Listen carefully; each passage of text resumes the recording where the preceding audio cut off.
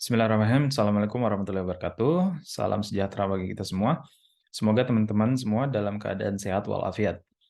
Baik, di pertemuan IELTS 2 listening kali ini, kita akan membahas tentang summary completion. Nah, gimana sih summary completion itu? Mari kita bahas. Oke, ada outline seperti biasa. Yang pertama yang akan kita bahas adalah explanation dari summary completion itu. Bagaimana sih bentuknya summary completion itu?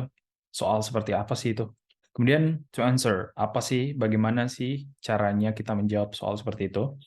Kemudian practice, biar kita lebih jelas dan teman-temannya juga bisa langsung tahu, merasakan bagaimana tipe soal summary completion itu, maka kita langsung practice. Nah, ini yang nggak biasa dari discussion atau pertemuan-pertemuan selanjutnya, yaitu di sini ada discussion. Nah, nanti kita akan bahas setelah practice, nanti praktisnya atau soal praktisnya itu langsung kita bahas. Kenapa soalnya seperti A dan kenapa jawabannya seperti A. Seperti itu. Oke, lastly, ada assignment as usual. Teman-teman akan mendapatkan tugas untuk ya latihan teman-teman. Oke. Next, okay, summary completion. For summary completion questions, you'll be given a summary of the recording. Nanti ada summary recording atau semacam esai-esai kecil, esai-esai pendek maksudnya.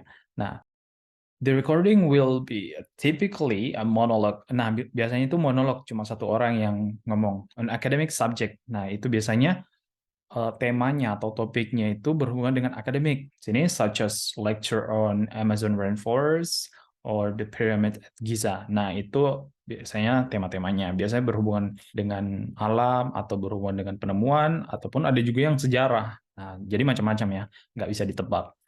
There will be words missing from the summary which you must fill in. Nah, nanti di esai pendek tadi atau summary tadi itu akan ada kata-kata yang hilang. Ada satu kata, ada dua kata, tergantung dari jenis soalnya.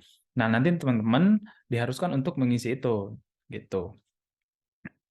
Kemudian, this type of question is most likely to come up in section 4. Jadi ini biasanya di section keempat, section terakhir. Jadi karena listening IELTS itu punya 4 section. Nah, section 1 10 soal, section 2 10 soal, section 3 10 soal, dan section 4 10 soal. Nah, biasanya summary completion ini ada di section 4. Biasanya juga itu jumlahnya adalah 10 soal. Gitu. Oke, next. Oke, to answer this type of question, first, jadi untuk menjawab summary completion, ada beberapa hal yang perlu dilakukan. Yang pertama adalah read instruction. Nah, seperti biasa, di semua jenis soal IELTS, kita harus membaca instruksi. Itu nggak boleh dilupakan. Karena seperti nanti, jangan sampai kita salah. Nanti dimintanya satu kata, malah diisi dua kata, atau sebaliknya. Gitu. Look for the title. Nah, kenapa melihat judul itu penting? Karena biar kita tahu konteksnya. Misalkan konteksnya tadi tentang hutan Amazon. Nah, itu kita tahu, oh ini berarti kosakatanya atau vocabulary-nya atau pembahasannya itu berhubungan dengan hutan Amazon atau yang berhubungan dengan alam. Seperti itu ya. Kemudian, answer order. Nah, answer order ini maksudnya in order. Jadi, dia itu berurutan. Jadi misalkan nomor, kan section 4 berarti nomor 31, 31, 32, 33. Jadi berurutan ya, sesuai dengan nomor yang nggak acak gitu. Nah, kemudian yang ketiga ada satu suggestion di sini, ada predict the answer. Predict the answer ini bukan berarti kita mendebak asal-asalan ya, tapi kita memprediksi, oh apa sih ini kayaknya di sini yang dibutuhkan, mungkin based on grammar, based on context, atau kalau misalkan kita tahu, misalkan, oh ini kayaknya jawabannya ini noun, kosakatanya, atau misalkan, oh ini butuh verb, kayaknya ini berupa verb nanti, atau misalkan kosakata lainnya, atau jenis kata lainnya gitu. Be aware of synonym and paraphrasing. Nah, sinonim dan paraphrasing adalah salah satu kunci, karena di IELTS itu nanti di summary-nya itu biasanya kalimat yang di summary-nya itu tidak sama dengan kalimat yang diucapkan oleh speaker. Tidak sama dalam arti itu kata yang digunakan biasanya berbeda. Jadi ada sinonim, ada paraphrasing. Biasa menggunakan sinonim, biasanya juga diubah strukturnya dengan menggunakan kata yang atau kalimat yang berbeda, tapi mempunyai arti yang sama. Nah itu. kita harus benar-benar paham. Makanya tadi yang paling penting juga kita benar-benar harus melihat instruksinya. Nah, watch out, yang terakhir adalah watch out for distraction. Hati-hati dengan distraction, karena memang ada beberapa soal, dan kebanyakan soal di IELTS listening itu, terutama di tipe soal ini, summer completion, itu banyak distraction atau jebakan. Nah, nanti ada seolah-olah, oh jawabannya ini, ternyata bukan. Seperti itu. Oke, di sini ada practice. Nah, sebelum kita memulai practice, teman-teman harus perhatikan ya. Di sini ada instruction, yaitu jawaban yang teman-teman nanti tulis itu jumlahnya adalah satu kata aja, only one word. Kemudian perhatikan judulnya Sydney Opera House. Oke, kayak gitu ya. Teman-teman, sebelum dimulai recordingnya, kalau bisa dibaca dulu nih soalnya. Misalkan, Sydney Opera House is famous for its roofs architecture resembling, terus baca lagi, yang lain-lainnya, sampai di nomor terakhir.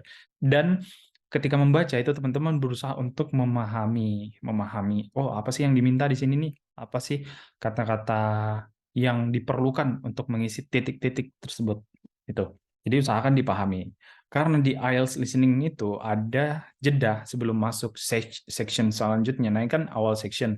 Sebelum masuk section selanjutnya itu ada jeda 30 detik atau 1 menit. Nah, di situ dipakai untuk membaca. Jadi teman-teman maksimalkan jeda waktu yang diberikan untuk membaca. Oke, langsung saja kita mulai. The Sydney Opera House is situated on Bennelong Point, on the south side of the harbour, just east of Sydney Harbour Bridge. Its unique roof design, which looks like a series of gleaming white sails, make it one of the most photographed buildings in the world.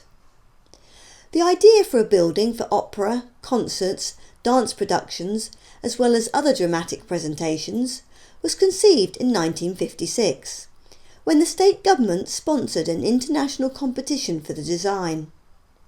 This was won by Danish architect Jorn Utzon. Construction began in 1959, but it was 14 years later, in 1973, that it was completed.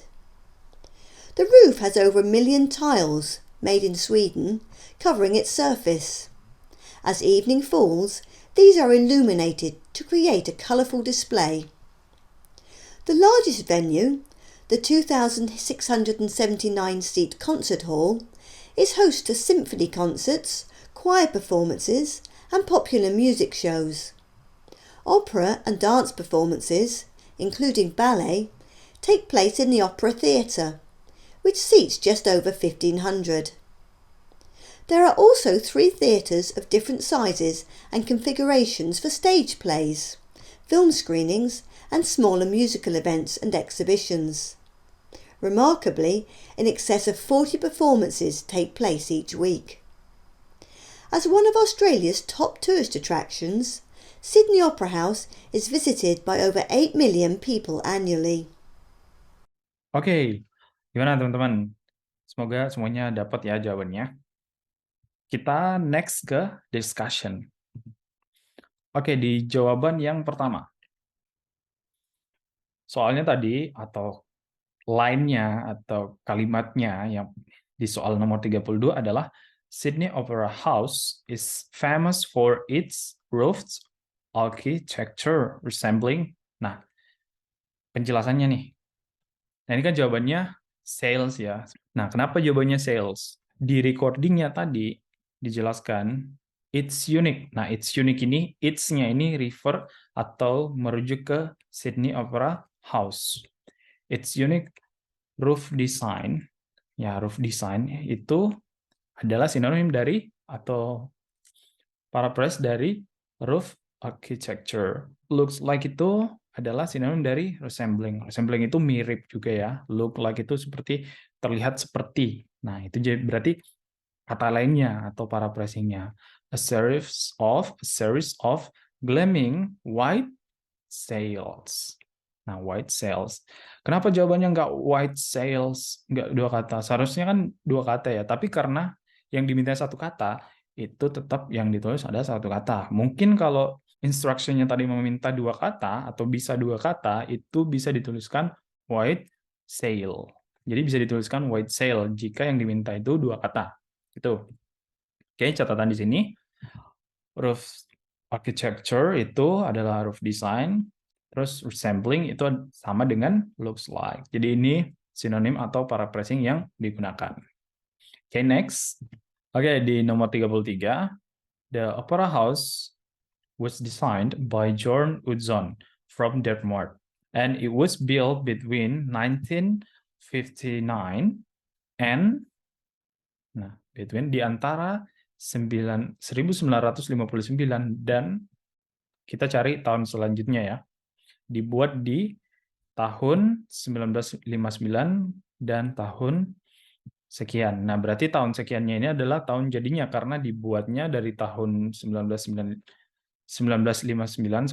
sampai tahun sekian. Nah, kenapa jawabannya 1973? Nah, kita baca coba. This was won by Danish architect John Utzon. Gitu ya. Construction began. Nah, construction began itu sama dengan build, dibangunnya. It was built.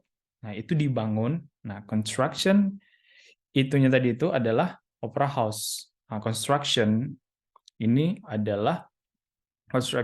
ini adalah purpose-nya dari build atau pembangunan dari opera house di 1959. Oke, di 1959. It was 14 years later. Nah, setelah 15 tahun kemudian, in 1973, it was completed. Nah, berarti jadinya atau selesainya construction ini adalah di 1973 karena complete. Gitu ya, teman-teman.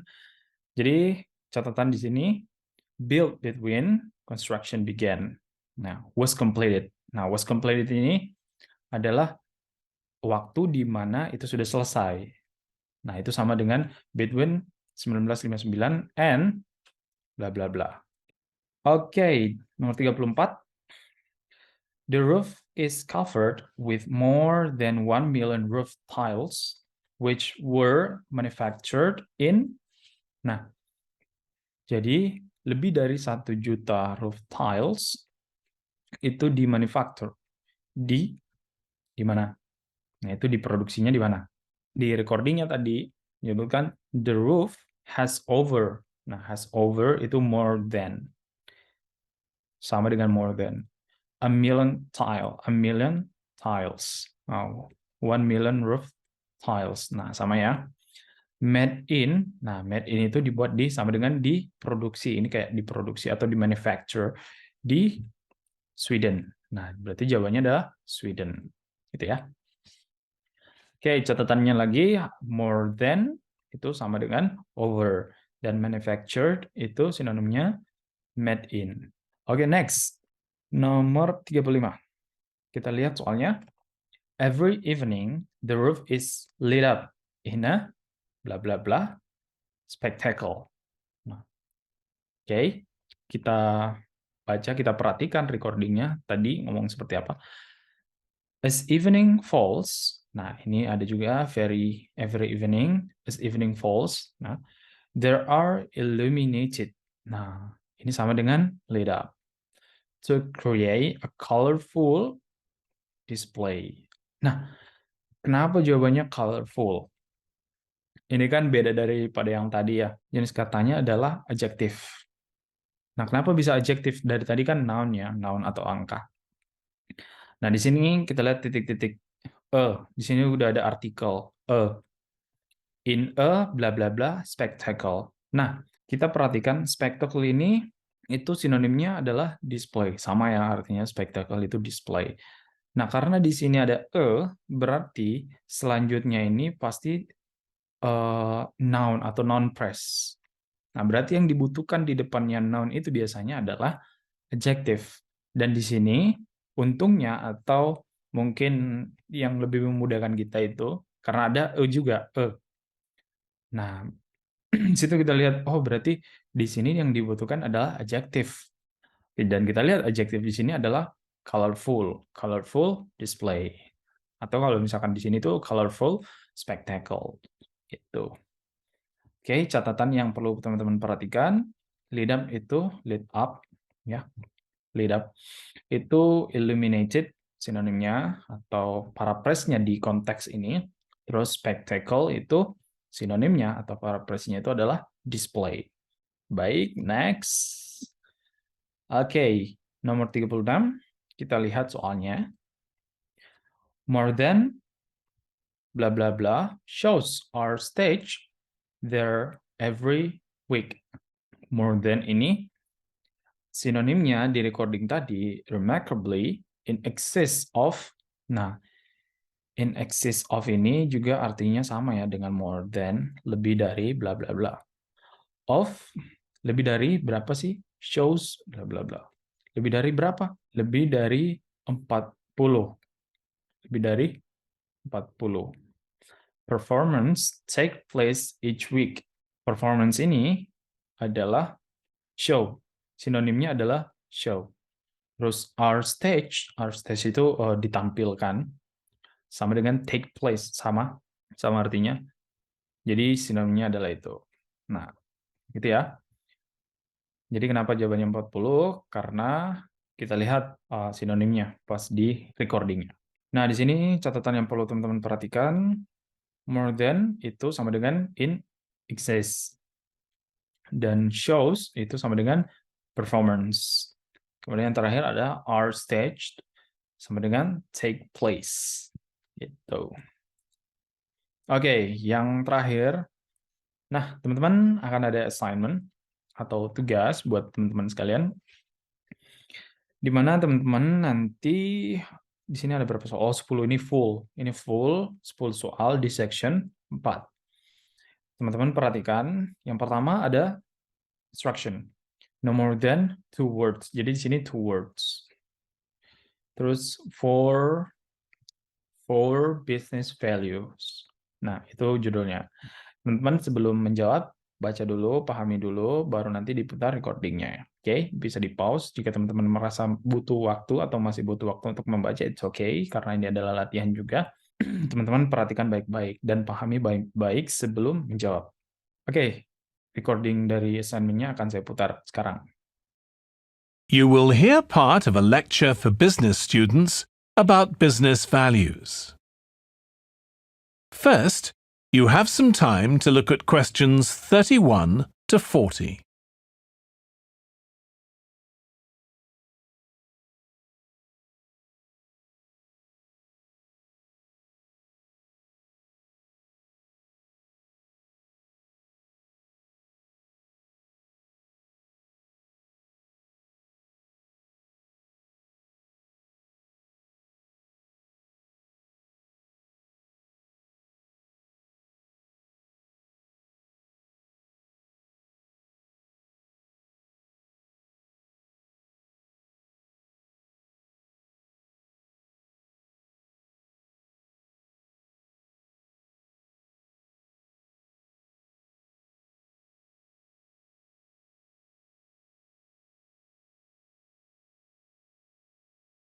Now listen carefully and answer questions 31 to 40.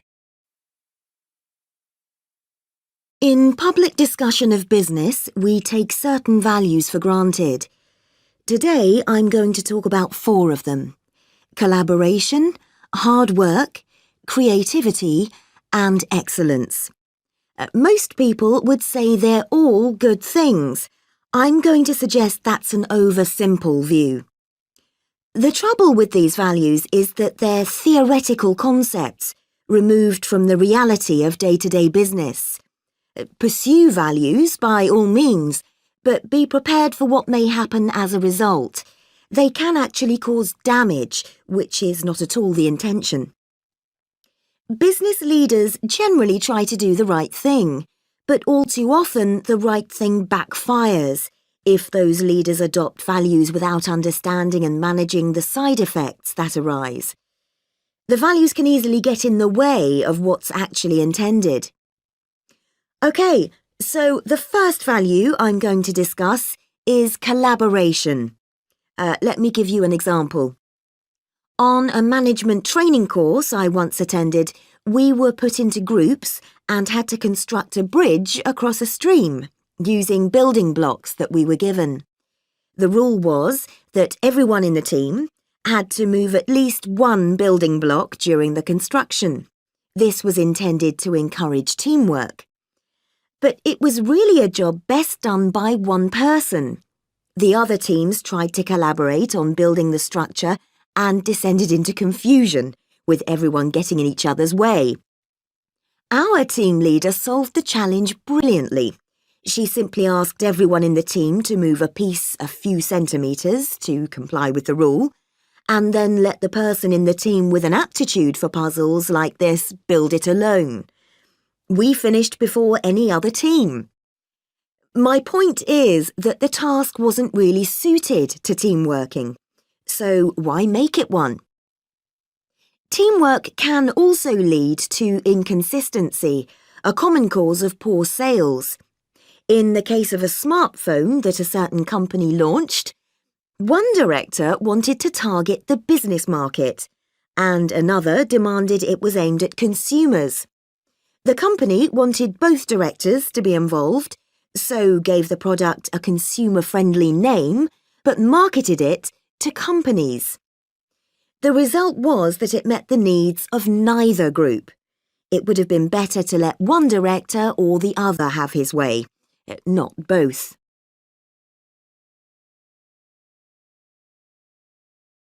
Now, industriousness, or hard work. It's easy to mock people who say they work hard. After all, a hamster running around in a wheel is working hard and getting nowhere. Of course, hard work is valuable, but only when properly targeted. Otherwise, it wastes the resources that companies value most, time and energy, and that's bad for the organisation. There's a management model that groups people according to 4 criteria: clever, hard-working, stupid, and lazy. Here, lazy means having a rational determination not to carry out unnecessary tasks. It doesn't mean trying to avoid work altogether. Most people display 2 of these characteristics, and the most valuable people are those who are both clever and lazy. They possess intellectual clarity and they don't rush into making decisions. They come up with solutions to save the time and energy spent by the stupid and hard-working group. Instead of throwing more man-hours at a problem, the clever and lazy group looks for a more effective solution. Next, we come to creativity. This often works well. Creating an attention-grabbing TV commercial, for example, might lead to increased sales. But it isn't always a good thing. Some advertising campaigns are remembered for their creativity without having any effect on sales. This happened a few years ago with the launch of a chocolate bar. Subsequent research showed that plenty of consumers remembered the adverts, but had no idea what was being advertised. The trouble is that the creator derives pleasure from coming up with the idea and wrongly assumes the audience for the campaign will share that feeling. A company that brings out thousands of new products may seem more creative than a company that only has a few, but it may be too creative and make smaller profits. Creativity needs to be targeted to solve a problem that the company has identified. Just coming up with more and more novel products isn't necessarily a good thing. And finally, excellence. We all know companies that claim they strive for excellence, but it takes a long time to achieve excellence. In business, being first with a product is more profitable than having the best product. A major study of company performance compared pioneers, that is, companies bringing out the first version of a particular product, with followers, the companies that copied and improved on that product. The study found that the pioneers commanded an average market share of 29%, while the followers achieved less than half that, only 13%, even though their product might have been better. Insisting on excellence in everything we do is time-consuming, wastes energy, and leads to losing out on opportunities. Sometimes second-rate work is more worthwhile than excellence. Make sure it's excellent sounds like a good approach to business, but the just get started approach is likely to be more successful. That is the end of section 4. You now have half a minute to check your answers.